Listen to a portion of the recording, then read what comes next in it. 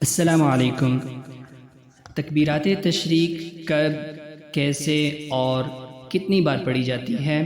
اس کے نام کی وجہ کیا ہے؟ اس کی وجوبیت کیا ہے؟ معزز سامعین، آج آپ اس بارے میں جانیں گے۔ تکبیرات تشریق کو 9 سے 13 ذی الحجہ تک ہر نماز کے بعد پڑھنا واجب ہے۔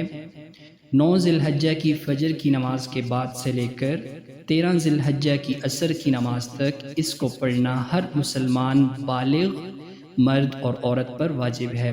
مرد اونچی آواز کے ساتھ ایک مرتبہ اس کو پڑھیں گے، جبکہ عورتیں آہستہ آواز کے ساتھ اس کو ایک مرتبہ پڑھیں گی۔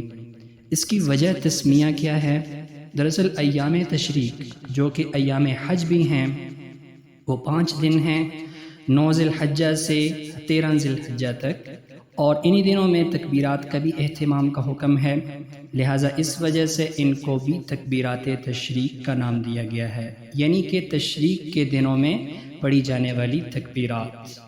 تکبیرات تشریق کے الفاظ یہ ہیں: اللہ اکبر، اللہ اکبر، لا الہ الا اللہ، واللہ اکبر، اللہ اکبر وللہ الحمد۔